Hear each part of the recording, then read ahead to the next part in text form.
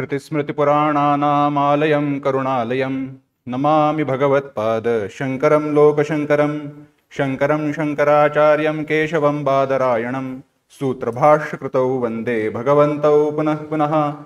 ईश्वरो गुरुरात्मेति मूर्तिभेदविभागिने व्योमवद्व्याप्तदेहाय दक्षिणामूर्तये नमः। परब्रह्मिचा बोधप्रत्यक्षदावी जया चीटिका वाचिता ज्ञानदेवी अति मूढते आणिले ब्रह्मभावा नमस्कार माझा तया ज्ञानदेवा। शुका सारिखे पूर्ण वैराग्य ज्याचे वसिष्ठा परिज्ञान योगेश्वराचे कवी वाल्मिका सारिखा मान्यैसा नमस्कार माझा सद्गुरु रामदासा। जय जय रघुवीर समर्थ।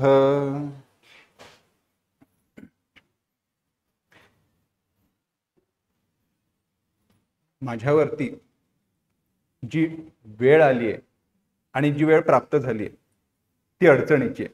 याचं कारण सांगतो। जे क्षेत्र सज्जन आहे, जिकडला श्रोता सज्जन आहे, जिकडलं अधिष्ठात्री दैवत हे प्रभू श्री रामचंद्र आहे, त्यांचे उपासक कवी यांच्या संमेलनाला आपण उभे आहोत। इकडला श्रेष्ठ भक्त हाही समर्थ आहे, पण असं असताना देखील ज्या रसात्मक काव्याचं वर्णन करायचं आहे त्याच्यावरचं माझं विवेचन मात्र नीरस असणार आहे। पण हा नीरसाचा योग अत्यंत संधी साधून आलाय, कारण आपल्याला नंतर ब्रह्मरसाचं जेवण करायचंय म्हणून। असं असताना देखील जेव्हा आता विषय प्राप्त झाला, प्रत्यक्षात प्रभंजन महाराजांची आणि माझी भेट फार जुनी नाही, पण जुनी असावी अशीच ती भेट होती। आणि झाल्यानंतर इतका तो जिव्हाळा, इतकं ते प्रेम निर्माण झालं। आणि हा प्रत्येकाचाच अनुभव असेल, यात काही वाद नाही, त्यांचा स्वभावच असा आहे। महाराज पुढचं घेऊया का स्लाइड? तर विषयच तसा आहे तो। त्याने सांगितलं की आता काय करायचं, कोणता विषय घेणार। तर मी सगळ्यात आधी निवडला तो श्लोक केकावली। प्रस्तावने वगैरे मध्ये मी थोडा विषय सांगेनच। याचं कारण असं आहे, मोरोपंतांची आवड असली, ओळख असली, तरी माझी जी पहिली ओळख किंवा माझा पहिला परिचय हा सुसंगती सदामधनं सुरू झाला आणि दुरित आत्मबोधे जळो इथे संपला। त्यानंतर शाळेमध्ये घोटले कवी ओवी ज्ञानेशाची किंवा आर्या मयूर पंतांची इथे झालं। मग नंतर कुठे कुठे सदाश्रितपदा असेल किंवा कृतांत कटकामळ ध्वजजरा असेल, हे सगळे सापडल्यानंतर त्यातलं गांभीर्य लक्षात आलं आणि कुठेतरी स्वाध्यायाच्या दृष्टीने अभ्यास सुरू झाला। तो झाल्यानंतर मग लक्षात आलं, अरे यातलं जे गांभीर्य आहे आणि यातील जी खोली आहे, अर्थगर्भता आहे, त्याचा विशेष विचार केला पाहिजे। आणि त्या दृष्टीने या संमेलनाचं जेव्हा आयोजन झालं त्यावेळेला ठरवलं, नाही हाच विषय घेऊ, कारण हा आपल्या अधिक परिचयाचा आहे। तर आज जे विषय मी मांडणार आहे त्याच्यामध्ये एक तर थोडी प्रस्तावना असेल, त्यानंतर केकावली याचं प्रयोजन काय आहे तो विचार। प्रत्यक्षात 121 आहे, पण त्या सगळ्या केकावल्यांवरती प्रकाश न टाकता त्यातनं मला काय मिळालं आणि आपण विचार कसा करावा याच्यासाठी म्हणून रसनिष्पत्तीचा मी विचार सांगणार आहे। त्याच्या पुढे शब्दयोजना आणि आशय घनता हा एक विचार पाहणार आहोत। संत वाङ्मयाचा प्रभाव या ग्रंथावरती कसा दिसून येतो तो एक विचार आपण पाहणार आहोत।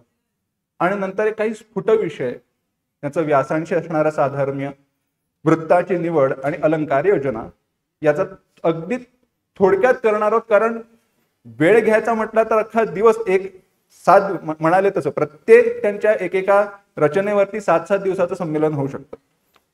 तर मुळात मोरोपंत हे पंडित कवितेच्या श्रीमंत घराण्याचं शेवटचं वारस किंवा श्रीमंत वारसदार।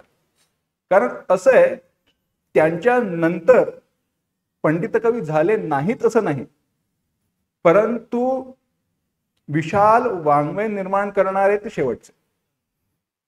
त्यांच्या वाङ्मयाचा विस्तार पाहिला आणि वैभव पाहिलं तर ते ती ध्वजा, पंडित काव्याची किंवा वाङ्मयाची ध्वजा उचलून धरणारे ते अत्यंत श्रीमंत आहेत।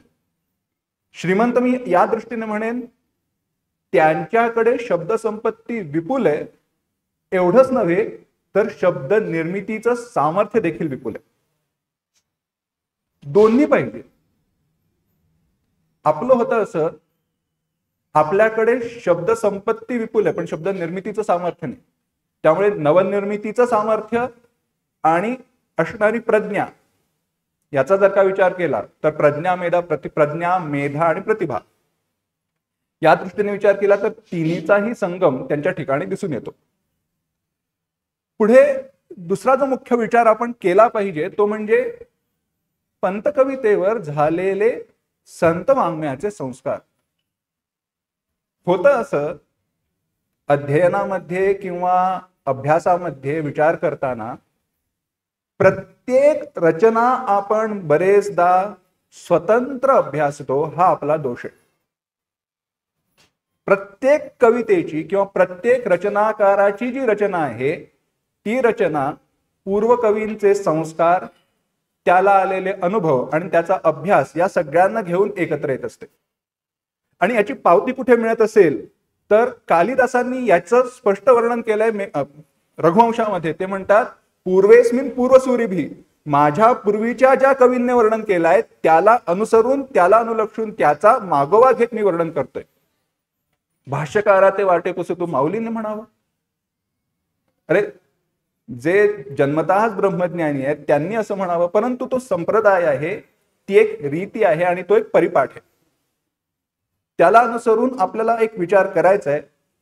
शेवटी आपण त्याचा विचार करणार आहोत आणि जो अत्यंत या माझ्या सत्रामधला तो अत्यंत महत्वाचा असेल. काय आहे तर संत वाङ्मयाचा पडलेला प्रभाव, कारण त्या दृष्टीने आपल्याला या काव्याचं महत्व लक्षात येईल.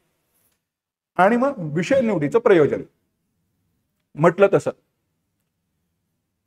ज्या वेळेला विषय कोणता निवडायचा म्हणाले की तुम्ही विषय कळवा, म्हणाले तुम्हाला बोललं पाहिजे. म्हटलं अरे वा, छान. मला आनंद झाला, कारण होतं असं, ऐकायला मिळालं असतं तर आनंद होता, बोलायचं म्हटल्यावरती अभ्यास करायला मिळणार म्हणून अधिक आनंद झाला. मग आता कोणता विषय निवडायचा तर म्हटलं अगदी परिचयाचा जो आहे आणि ज्याचा अभ्यास करणं मला सोपं जाईल तो म्हणून श्लोक केकावली हा विषय निवडला. तो निवडताना दुसरा मुद्दा असा होता की यामध्ये असलेला जो भाव आहे, यामध्ये असलेली भगवंताप्रती असलेली करुणा, भगवंताच्या प्रती असलेली भक्ती आणि त्यामधली असलेली करुणा, हा अत्यंत हृदयाला भिडणारा विषय. असं का? त्याचं कारण असं आहे,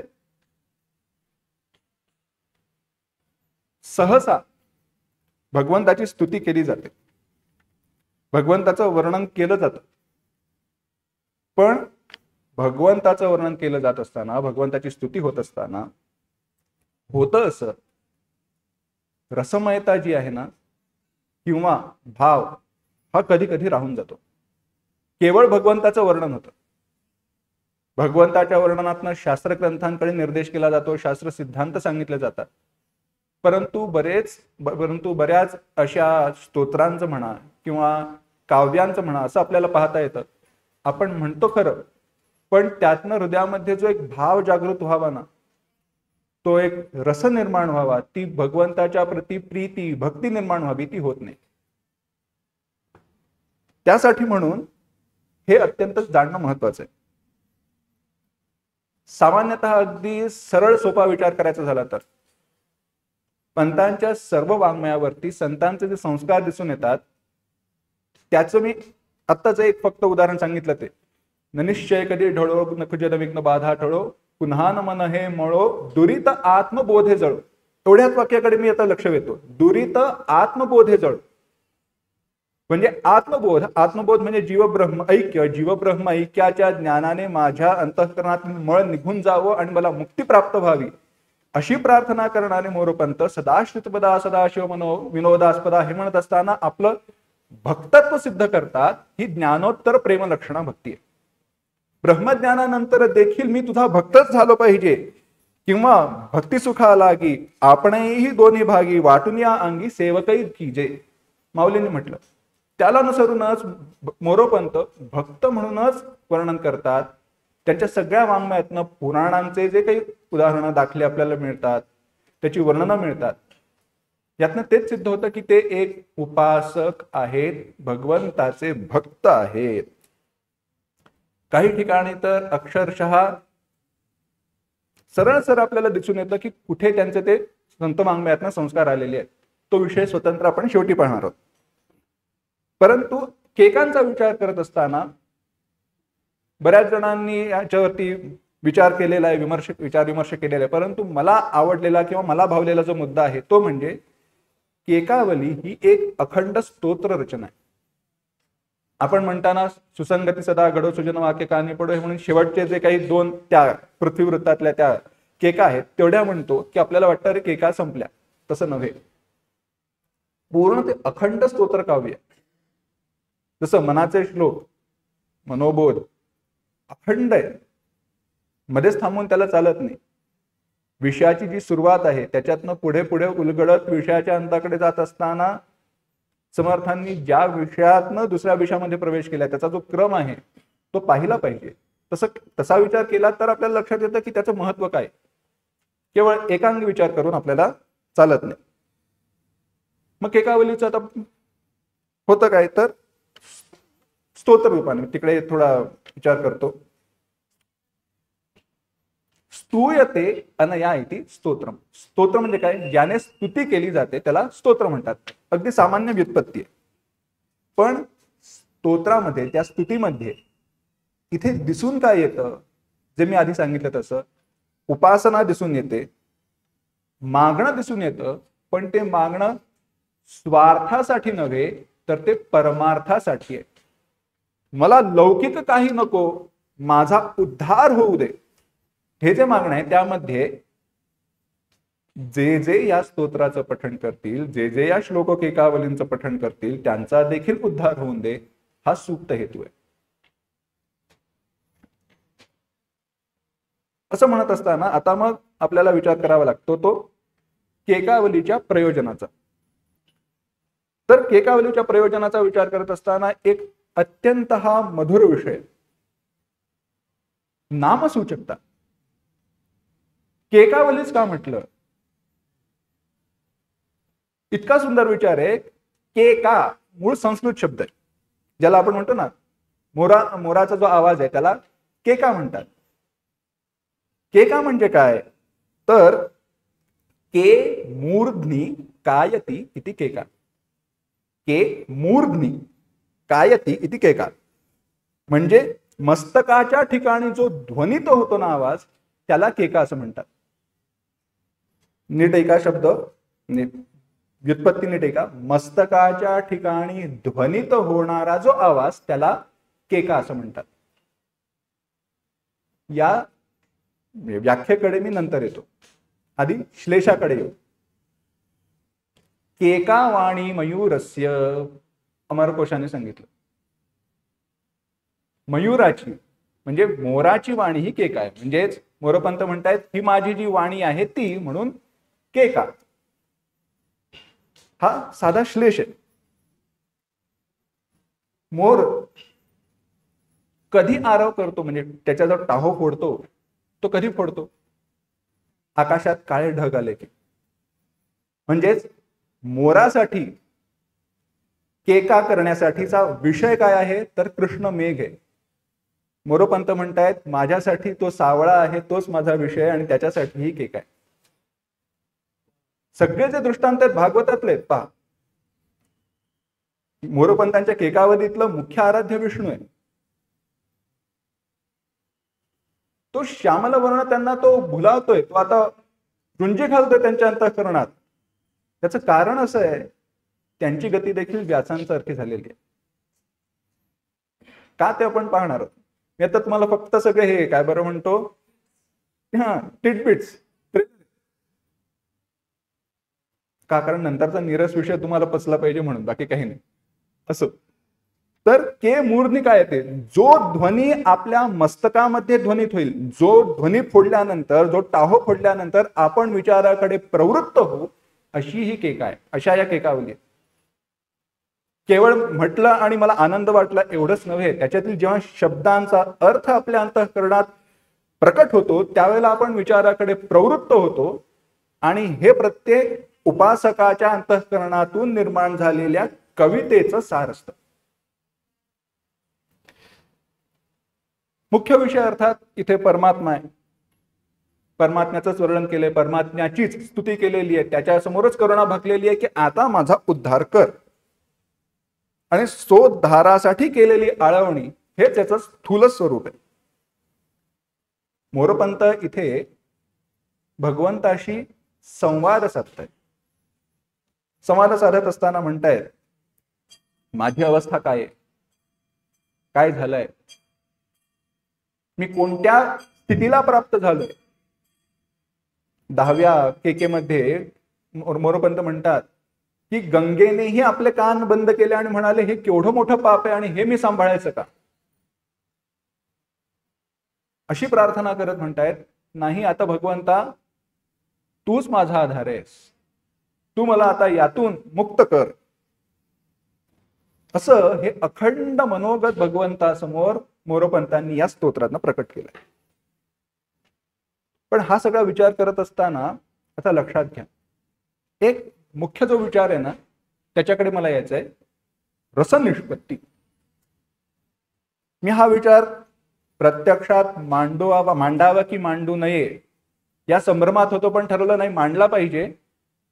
कारण असं आहे की जोपर्यंत हा विचार आपण करत नाही ना तोपर्यंत बरेचदा स्तोत्राचं किंवा एखाद्या रचनेचं महत्व आपल्याला पटत नाही.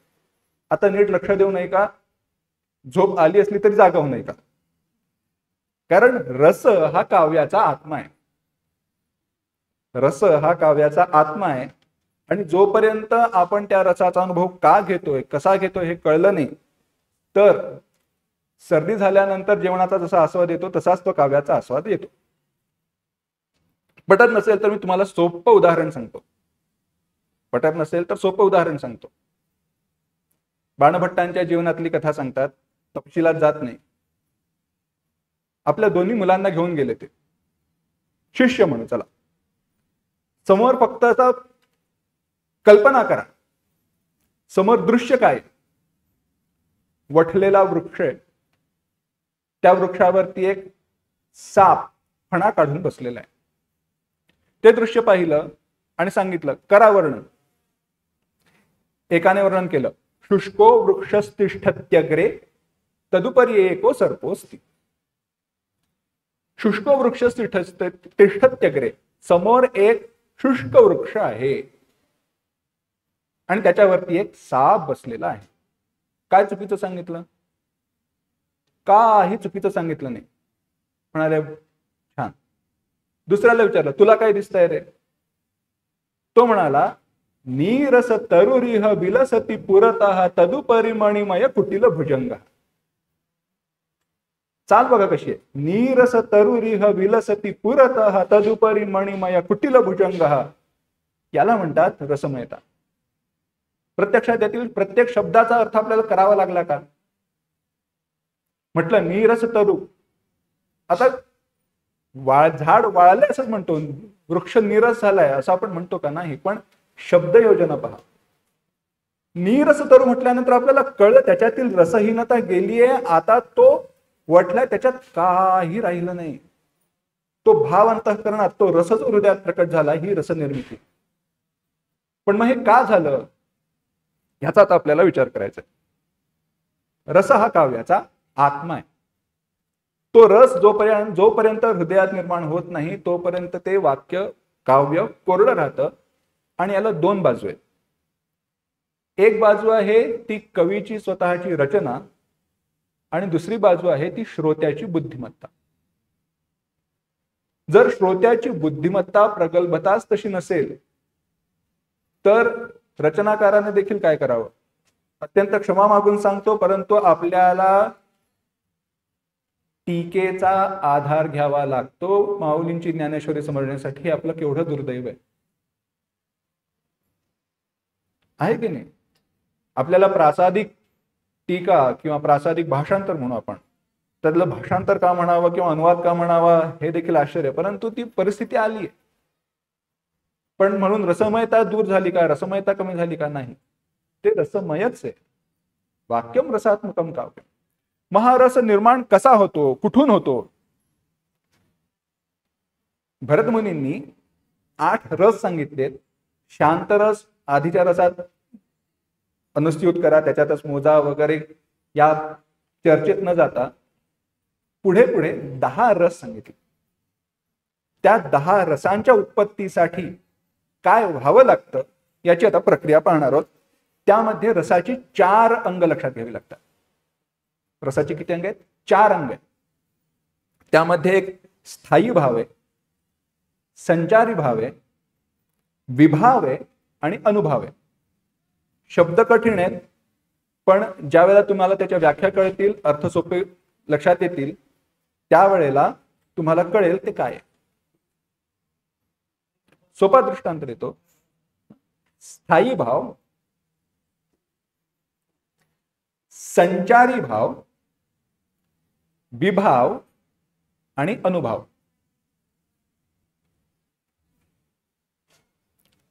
दृश्याचा विचार करा, कल्पना करा. एखादी माता आहे आणि त्या मातेपासून माऊलीने याचं वर्णन केलेलं आहे. त्या माऊलीचं आत्ता जन्माला आलेलं बाळ किंवा काही दिवस झाले ते भगवंतानी ओढून न्यावं, हा जेव्हा आपण स्वतः विचार करतो त्यावेळेला आपल्या अंतःकरणामध्ये दुःख, करुणा, शोक निर्माण होतो. याचं कारण काय आहे? कारण तो विरह आपण कुठेतरी पूर्वी अनुभवलेला आहे आणि तो स्थायी रूपाने आपल्या अंतःकरणामध्ये. त्याच्या प्रकटीकरणासाठी काहीतरी शब्दयोजना, काहीतरी अर्थनिष्पत्ती ही आपल्याला आविर्भावांच्या, अभिनयाच्या माध्यमातून किंवा शब्दांच्या माध्यमातून आपल्यापर्यंत पोहोचावी लागते. आणि ती पोहोचल्यानंतर त्या ठिकाणी सांगणारा, सांगितलेलं, यामधला संबंध इत्यादी सगळ्याचा संयोग होऊन तो रस आपल्या हृदयामध्ये निर्माण होतो, ज्याला आपण करुण रस म्हणतो. पटत नसेल तर मी तुम्हाला एक प्रयोग सांगतो. मी वेदांतामध्ये सुद्धा हाच प्रयोग सांगतो. तुम्हाला दुःख होत आहे ना, एक काम करा. आपण वाहिन्यांवरती धारावाहिक पाहतो, म्हणजे सिरियल्स. धारावाहिक तरी हिंदी शब्द झाला, पण असो, सिरियल आपल्याला जवळच आहे, मालिका. त्या पाहत असताना एखादा करुण प्रसंग येतो, चित्रपटामध्ये करुण प्रसंग येतो. काही करायचं नाही, एक करायचं. त्यातील प्रमुख पात्र, त्याच्यातली ती चांडाळी, त्यांच्याकडे लक्ष द्यायचं नाही. आपण निर्विकारपणे बसायचं. करतायत त्यांना करून देत, बसून राहा. आणि मला सांगा, तुमच्या अंतःकरणात क्रोध किंवा शोक निर्माण होतोय का? जोपर्यंत तुमचं त्या पात्रांशी, पात्रांच्या अभिनयाशी, पात्रांच्या संवादांशी तादात्म्य निर्माण होत नाही, तोपर्यंत तो शोक अंतःकरणात निर्माण होत नाही, तो रस निर्माण होत नाही. म्हणजेच रसनिर्मितीसाठी हे सगळे स्थायी भाव, विभाव, अनुभव आणि संचारी भाव हे सगळे एकत्र यावे लागतात. म्हणून व्याख्या करताना सांगितलं, विभावानुभाव व्यभिचारी संयोगात रसनिष्पत्ती. या सगळ्यांचा संयोग व्हावा लागतो, त्यावेळेला तो रस निर्माण होतो. आणि ज्या वेळेला तो रस निर्माण होतो, का करायचं? विचार कर. समजा, अरे कशाला पाहतो, रडतोय सर, अरे किती छान ऍक्टिंग केली रे त्याने, म्हणजे इकडनं रडतोय. आपल्याला अंतःकरणात दुःख होत आहे, कारण त्या चित्रपटातलं, त्या कथेतलं जे प्रमुख पात्र आहे त्याला अत्यंत शोक सहन करावा लागतोय, तरी पण आपल्या हृदयामध्ये आनंद निर्माण होतोय. हे रसनिष्पत्तीचं सार आहे. हा रसनिष्पत्तीचा विचार. मग आता विचार करूया, हे काय स्थायी भाव, संचारी भाव वगैरे. तर सहृदय व्याख्या करताना किती सुंदर शब्द वापरले. सहृदय, सहृदय, मनाच्या, लोकांच्या हृदयात जे भाव स्थायी रूपाने राहतात, निवास करतात, त्यांना स्थायी भाव म्हणतात. मग स्थायी भाव कोणते आहेत? तर एकूण जेवढे रस तेवढेच स्थायी भाव सांगितले. एकूण जेवढे रस तेवढेच स्थायी भाव सांगितले. आता त्याची यादी सांगत नाही, इंटरनेटवरती उपलब्ध आहे. आपल्याला जेवढे आवश्यक आहेत संदर्भासाठी तेवढेच आपण पाहणार आहोत. 10 किंवा 11 म्हणजे भक्ती आणि वात्सल्य हे अजून 2 जोडलेले आहेत त्याच्यामध्ये 9 रसांच्या मध्ये. संचारी भाव काय आहेत?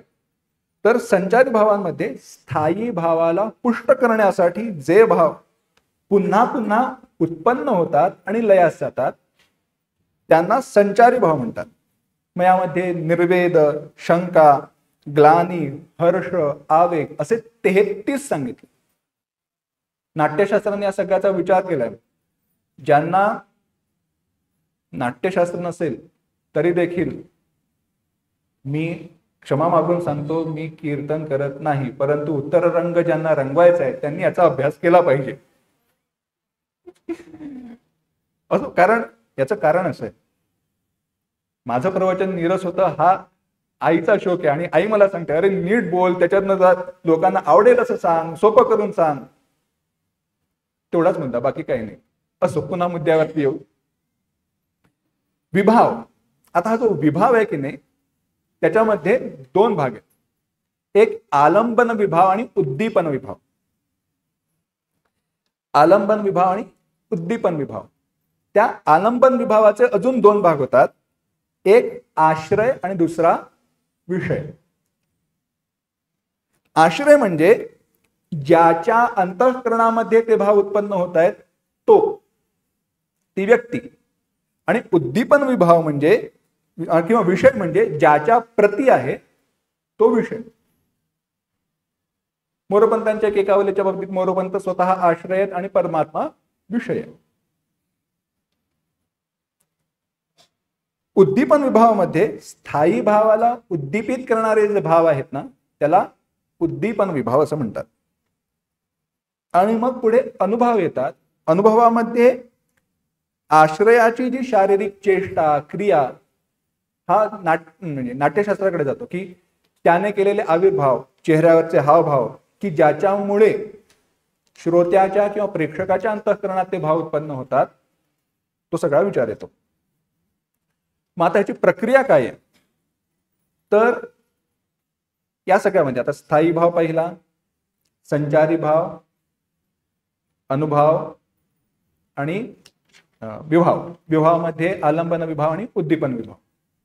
होतं असं की हृदयामधला जो स्थायी भाव आहे त्याचा अनुभव, व्यभिचारी भाव किंवा संचारी भाव आणि विभाव यांच्याशी संयोग होऊन रसनिष्पत्ती होते. प्रत्येक रसाचा एक स्थायी भाव सांगितला जो हृदयामध्ये असतोच आणि जो आपल्या जीवनात आपल्याला आलेल्या अनुभवांमुळे तो दृढ होत असतो. तो कधीही झाकला जात नाही किंवा दुसऱ्या रसामुळे किंवा स्थायी भावामुळे तो विरोधी म्हणजे त्याच्यामध्ये मैत्री संबंध किंवा विरुद्ध संबंध असं नाही. कारण रसाच्या बाबतीमध्ये एका रसामुळे दुसरा रस तिरोहित होतो वगैरे विचार आहे. तसं इथे नाही. स्थायी भाव नित्य असतात, ते तिरोहित होत नाहीत, झाकले जात नाहीत. शांत रसासाठी निर्वेद म्हणजे वैराग्य हा स्थायी भाव. अद्भुत रसासाठी आश्चर्य हा स्थायी भाव आहे. नाही, स्थायी भाव रसासाठी जे स्थायी भाव आहेत म्हणजे शांत रस, अद्भुत रस, करुण रस, भक्ती हे जे रस आहेत त्याच्यासाठी असणारे जे स्थायी भाव आहेत त्यांचा विचार आपण पाहतो. हृदयामध्ये वैराग्य नसेल तर शांत रसाचा अनुभव येणार नाही. हृदयामध्ये आश्चर्यच नसेल तर अद्भुत रसाचा अनुभव येणार नाही. पटत नसेल तर सोपं उदाहरण सांगतो. जादूगाराची जादू कशी होते माहित असेल तर अद्भुतता वाटते का? नाही. एक टोपी खाली बघ काय वाटतं ना असं म्हणावं. किंवा खिशामध्ये 2 चेंडू आहेत, एक चेंडू फक्त हातात दाखवतो, दुसरा दुसऱ्या हातात लपवतो. किंवा लांब बाह्यांचे असतात ते बाहीमध्ये लपवतात. माहित असेल तर मग त्याच्यामध्ये अद्भुतता वाटत नाही. थोडं विषयांतर करून सांगतो कारण काय आहे, मूळ संस्कार वेदांताचे. जोपर्यंत हे जग भगवंताचं आहे हे आपण मानत नाही ना तोपर्यंत या जगाच्या अद्भुततेचाही आपल्याला अनुभव येत नाही. मग विचार करा, अरे कोण राहतो देहात, कोण कोण राहतो मनात, कोण फिरवितो कर्मायेचा, आपण असता झोपेत. हे अद्भुतता तोपर्यंत येत नाही, आश्चर्य ते हृदयामध्ये प्रकट व्हावं लागतं, मग तो अद्भुत रस आपल्या प्रकट होतो. हा स्थायी भाव आणि रसांचा विचार आहे. असो, आपण आता मुख्य विषयाकडे येऊ आपल्या. तर रसनिष्पत्तीचा विचार केला, रसनिष्पत्तीची प्रक्रिया पाहिली, होतं काय हे आपल्याला लक्षात आलं. मग केकावलीतील प्रधान रस काय? तर केकावलीतील प्रधान रस दोन, एक करुणा आणि दुसरी भक्ती. पण त्याच्या जोडीने शांत आणि आश्चर्य, अद्भुत हे दोनही रस इथे आलेले आहेत. कारण ज्या वेळेला आपण त्या शब्दांची चमत्कृतीजन्य रचना पाहतो तेव्हा आपल्या हृदयामध्ये प्रकट होतो, अरे हेच तर अद्भुत आहे. ज्या वेळेला आपल्याला लक्षात येतं, अरे इथे जो यमक साधलेला आहे, अलंकाराची रचना आहे, जे दृष्टांत आहे, ते पाहिल्यानंतर वाटतं अरे कसं सुचलं असेल, हा अद्भुत रस आहे. पण त्याच वेळेला भगवंताकडे आपण ती प्रार्थना करतोय, यातून आपल्या अंतःकरणामध्ये जी शांतता निर्माण होते तो शांत रस आहे.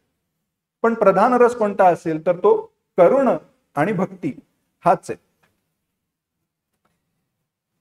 रौद्रातु करुणो रसहा, प्रत्यक्षात करुण रसाची उत्पत्ती ही रौद्र रसातनं सांगितली. रसांच्या क्रमाचा विचार करत असताना करुण रस हा तिसरा घेतलाय भरतमुनींनी. रौद्रामधनं करुण रसाची निर्मिती होते हा विचार सांगितलाय. काय सांगितलंय पहा, मी काही संक्षेपानेच घेतलेलं आहे. तरी उत्पत्ती शापजन्य क्लेश, विभव नाश, वध, बंधन, आपत्ती इत्यादी जे विभाव आहेत. आता विभाव म्हणजे कोणते होते? आलंबन विभाव, उद्दीपन विभाव. हे जे विभाव आहेत ना, या विभावांच्या संयोगाने म्हणजेच शोक करुण रस जर का निर्माण व्हायचा असेल तर काय काय असावं लागतं? शापजन्य क्लेश, विभव नाश, वध, बंधन, आपत्ती इत्यादी विभाव असावे लागतात. हे सगळे आपल्या जीवनात असतात, पण त्याचा आपण किती गांभीर्याने विचार करतो हे महत्वाचं आहे. पंतांनी ते केलं आणि केकावलीची रचना झाली. आपल्याला बंधाचा अनुभव आहे, पण आपण ते गांभीर्याने घेत नाही. आपल्याला क्लेश आहेत, गांभीर्याने घेत नाही. विभवनाश, विभवनाशाचा आपल्या आर्थिक वैभवाचा नाश असेल, नाही तर बुद्धी संपदा, वयाबरोबर आपली बुद्धी क्षीण होऊ लागते, तरी देखील आपण गांभीर्याने घेत नाही. म्हणून तर आचार्यांना नाही नाही रक्षते डुकरून करणे म्हणावंच लागलं ना. आता बुद्धी साथ देत नाही, आता तरी रामकार्य म्हणा ना. पण नाही, आम्हाला शास्त्राध्ययन करायचं आहे, अडकून पडायचं असं होत नाही. अनुभव आहेत हे आपले. मग संचारी भाव काय आहेत? जे आपल्या त्या अंतःकरणातल्या त्या स्थायी भावाला पुष्ट करणारे आहेत. तर त्यामध्ये निर्वेद, ग्लानी, चिंता, औत्सुक्य, श्रम, विषाद, दैन्य, व्याधी, जडता, मरण, स्तंभ, वेपथू म्हणजे शरीराला पावलेला कंप आणि अश्रू इत्यादी संचारी भाव सांगितले की याच्यामुळे आपल्या अंतःकरणातील जे दुःख आहे, तो शोक आहे, तो अधिकाधिक पुष्ट होत जातो. जोपर्यंत पुष्ट होत नाही, लक्षात घ्या,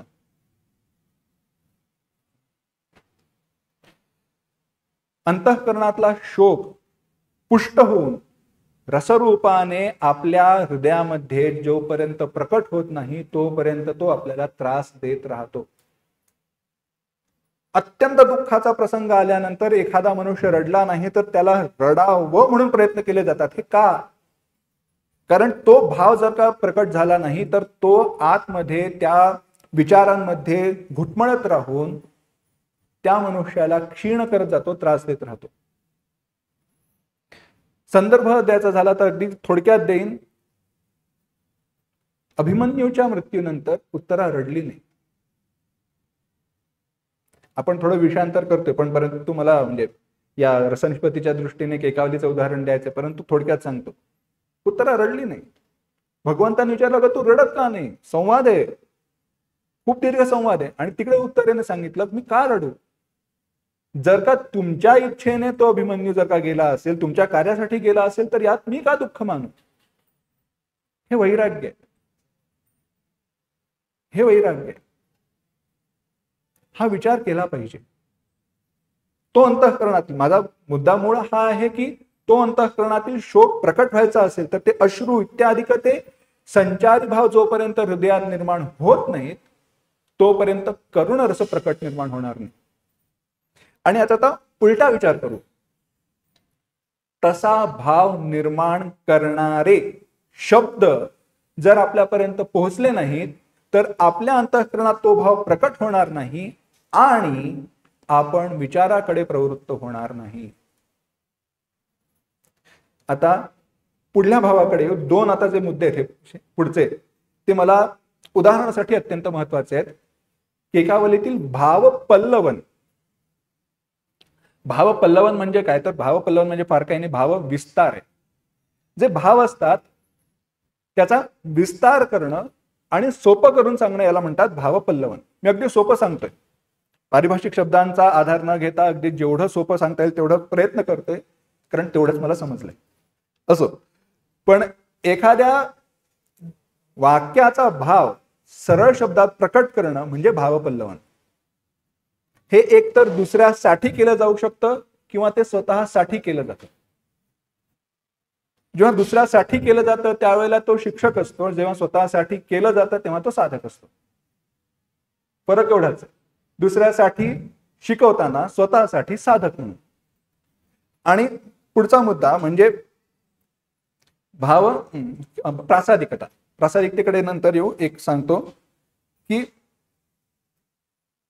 वाक्य जे काही आहे ना ते भाव विचार आणि कल्पनेने संयुक्त असल्याने एखादं वाक्य त्याच्यातील भाव विचार आणि कल्पना याने संयुक्त असल्याने मन प्रफुल्लित करतं.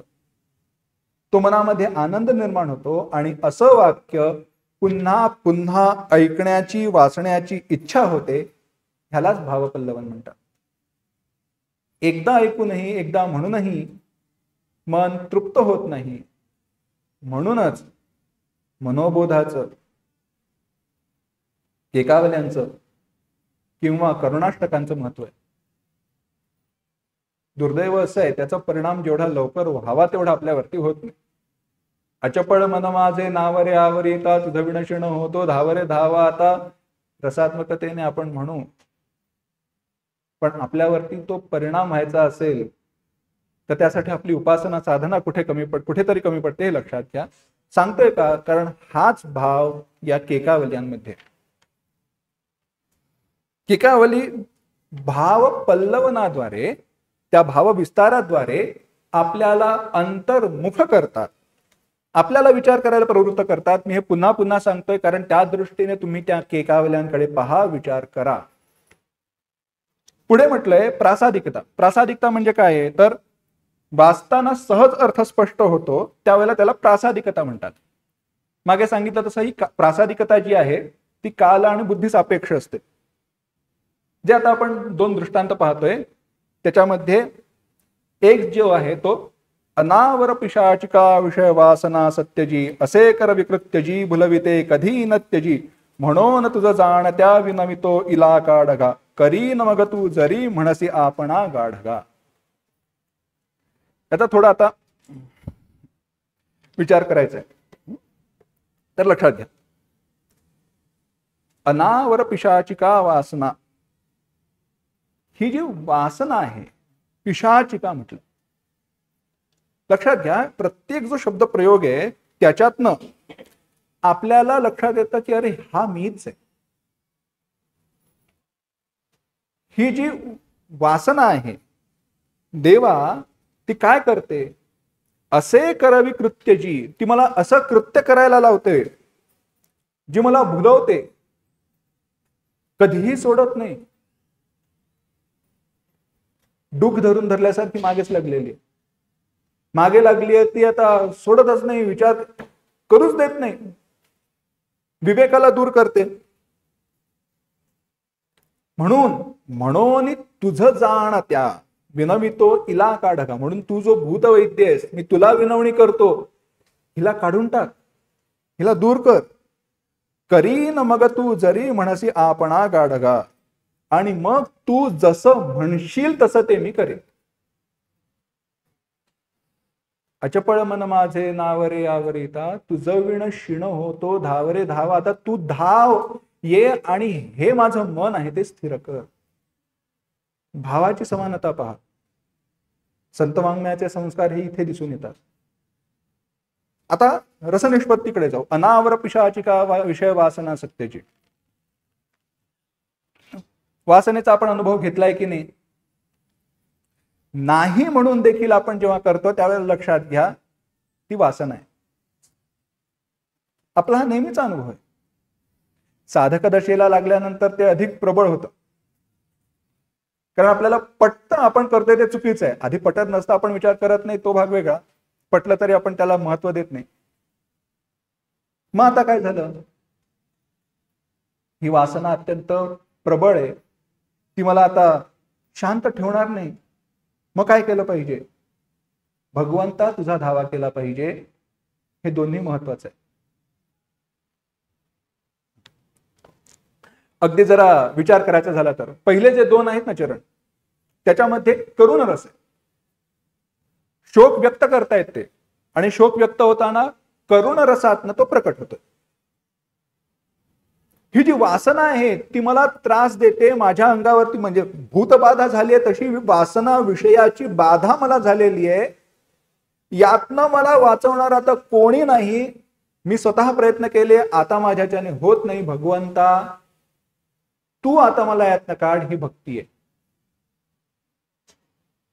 केकावल्यांचा विचार करत असताना प्रधान रसाचा जो मी विचार सांगितला, करुण रस आणि भक्तिरस दोन्ही इथे दिसून येतात. प्रत्येक विचार म्हणजे केकावल्यांचा सगळ्या स्वतंत्रतेने विचार करणं आपल्याला शक्य नाही, परंतु काही जे आहेत पुढची घेऊ त्याचाच आपण फक्त एक नमुन्या दाखल विचार करणार आहोत. पुढची जी आहे ती अत्यंत सुंदर आहे. हिचा मी पुन्हा एकदा वेगळ्या प्रकारे विचार सांगणार आहे. कृतांत कटकामळ ध्वजजरा दिसो लागली, पुरस्सर गदान सवे झगडता तनु भागली. सहाय दिसरा नसे तुझ विणे बळे आगळा, नहो जरी उता बिळा स्वरिपु कापितो हा गळा. कृतांतस्य दूती जरा कर्णमूळे, समागत्य वक्ती ती लोका शृणुध्वम. परस्त्री परद्रव्य वांछा त्यजेध्वम, भजध्वम रमानाथ पादारविंदम. अगदी शब्दशः माऊली मोरपंत म्हणतात, कृतांत कटकामळ ध्वजजरा दिसो लागली. आता कसं आहे, पुढे काव्याचे जे प्रकार आहेत, काव्य रचनेचे रीती आहेत, त्या दृष्टीने विचार करताना मला पुन्हा हे उदाहरण द्यायचं आणि संत वाङ्मयाचा प्रभाव सांगत असताना देखील उदाहरण द्यायचं. कृतांतस्य दूती जरा कर्णमूळे, समागत्य वक्ती ती लोका शृणुध्वम. हेच म्हटलंय आपल्याला अभंगामध्ये. तुकोबारायांनी सांगितलं, जरा कर्णामुळे सांगू आली गोष्टी, मृत्यूची भेटी जवळी आली. आता माझ्या मना होई सावधान, ओम पुण्याची जाण कार्यसिद्धी. संत वाङ्मयाचा प्रभाव. म्हणतात काय? कृतांत. कृतांत म्हणजे यम. कटक. कटक म्हणजे सैन्य आहे. अमळ. अमळ म्हणजे पांढरा. ध्वज. ध्वजा. आणि ती काय आहे? जरा दिसू लागली, आता दिसायला लागली. काय आहे? या सगळ्याचा विचार केला ना, इतके तुम्हाला संदर्भ सापडतील. म्हणजे केवळ कानावरचे केस आधी पांढरे होतात. होतं काय? पांढरे केस कोणते होतात? कानावरचे केस आधी पांढरे होतात. राजा ज्या वेळेला येतो त्यावेळेला सगळ्यात आधी काय दिसते तर त्याची ती ध्वजा दिसते. आणि त्या ध्वजेवरनं कळतं की सैन्य कोणाचे आणि तिथे राजा कोण आहे ते. त्यामुळे तो आता यम मृत्यू आता भेटायला जवळ येणारे ते सांगणारे कानावरचे केस पांढरे झाले. राजा दशरथांनी रामाला राज्याभिषेक करावा हे का ठरवलं? कारण एकदा राजसभेमध्ये बसलेले असताना सहज त्यांचं लक्ष प्रतिबिंबाकडे गेलं. त्यांच्या लक्षात आलं की आपला मुकुट कललेला आहे आणि त्यावेळेला त्यांच्या लक्षात आलं आपल्या कानावरचे केस पांढरे झाले. तेव्हा त्यांनी ठरवलं की आपली रिटायर व्हायची वेळ आलेली आहे. त्यावेळेला 60, 62, 68 हे गणित नव्हतं. असो, पण त्या राजांच्या बाबतीत वृद्धत्व जरसाविना हेही सत्य होतं. त्यामुळे आपण त्या फंदात पडू नये. पण आपल्या कानावरचे केस पांढरे झाले की समजावं मृत्यूची भेटी जवळी आली. म्हणतात एवढंच नाही, आता पुढचा आपला अनुभव आहे. पुरस्सर गदान सवे झगडता तनू भागली. शरीर माझं थकलं. हे जे काही रोग आहेत, शरीराच्या ज्या व्याधी आहेत, त्यांच्याशी झगडता झगडता आता मी दमलो, परंतु आता मृत्यू जवळ नाही. लक्षात घ्या, होतं काय? तृष्णान जीर्णा वयमेव जीर्णा. शरीर जीर्ण होतं पण आपल्या वासना जीर्ण होत नाहीत. अजूनही मला ते सुख भोगायचा विचार आहे, सुखाची इच्छा आहे आणि त्या वासना आहेत, त्यामुळे मी त्याच्याशी झगडतोय. झगडता झगडता मी आतापर्यंत खूप कष्ट केले, सुख मिळावं म्हणून प्रयत्न केला, आता होत नाही. आता बियॉन्ड रिपेअर, आता रिप्लेसच करायला पाहिजे. त्याला तर बदलायलाच पाहिजे. आता ते भंगारात काढलं तरी कोणी विचारणार नाही असं मॉडेल झालेलं आहे. असं झाल्यावरती आपण अंतर्मुख होऊन विचार केला पाहिजे, काय असं जीवन. पण ते नंतर ते तत्वज्ञानाकडे जातात. तत्वज्ञानाचा आणि रसाचा संबंध नाही, कारण काव्यम शास्त्रेन शास्त्रम काव्येन ही यते हन्यते आहे. पण तो तत्वज्ञानाकडे जातो. शरीर रिप्लेस होणारे असेल तर सुख वाटलं पाहिजे ना, झगडतो कशाला? हे शरीर जाणार हे दुःख आहे.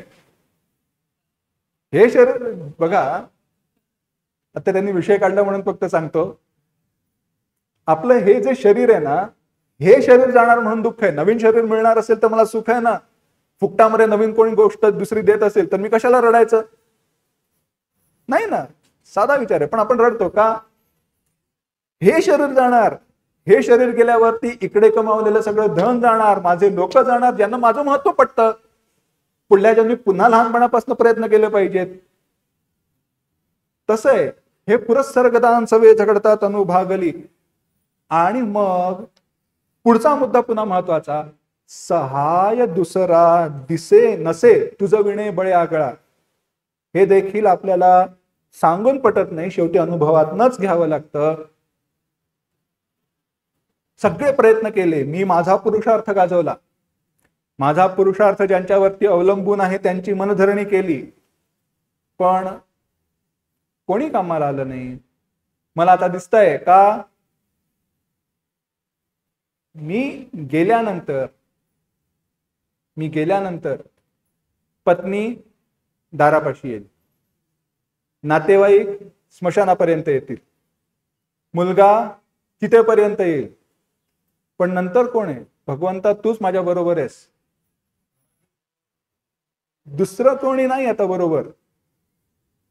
दुसरं आता माझ्या बरोबर कोणी नाही, तुझ्याशिवाय मला दुसरा आश्रय नाही.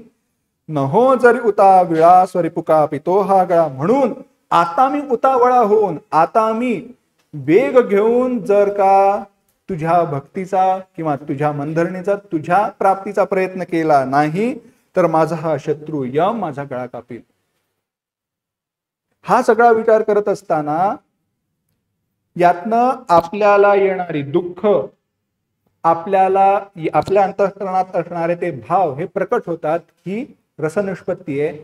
त्याच वेळेला नहो जरी उता विळा स्वरिपुका पितो हा गळा हे म्हणत असताना भगवंताची केलेली मनधरणी प्रार्थना ही भक्ती आहे. हा करुणा आणि भक्तिरस इथे प्रधान आहे. लक्षात घ्या. या सगळ्यात आपण काय पाहायचंय तर मागे जो मुद्दा सांगितला, भाव पल्लवन, आपल्याला ती अंतःकरणात किंवा आपल्याला ती अंतर्मुख करते आणि विचाराकडे प्रवृत्त करते. ही केका आहे. एखादं गोष्ट म्हणजे आता मी तुम्हाला सोपं सांगतो, एखादं उत्तर तुम्हाला सहज दिलं तर आवडेल का त्याचा विचार कसा करावा हे सांगितलं तर आवडेल? प्रामाणिकपणे हातात विचार करावा हे खोटं उत्तर आहे. मला फुकटात उत्तरं दिली असती तर मी आनंदाने घेतली असती. असो, पण काय आहे, जेव्हा आपण विचाराकडे प्रवृत्त होतो त्यामध्ये लेखकाचं कौशल्य असतं. काही सोपे दृष्टांत सांगतो किंवा एकच दृष्टांत सांगतो. तुम्हाला तो चित्रपट आवडतो की ज्याच्यामध्ये आणि ते सुखाने नांदू लागले, इथे संपतो, की असा चित्रपट आवडतो जो आपल्या वास्तविक जीवनाशी तो जुळून घेऊन त्यामध्ये येणारे आपल्याला अनुभव आणि आपण काय करतो या विचाराकडे प्रवृत्त करणारा असतो. विचार प्रवृत्त करणारं वाङ्मय, विचार प्रवृत्त करणारी रचना आपल्याला जर महत्वाची वाटत असेल, तशीच ही मोरोपंतांची रचना आहे. अजून आपल्याला विचार आहेत, परंतु ते पुढील सत्रामध्ये किंवा पुन्हा जेव्हा सत्र होईल त्यावेळेला घेऊ. कुंडली श्री ज्ञानदेव तुकाराम. जय जय रघुवीर समर्थ.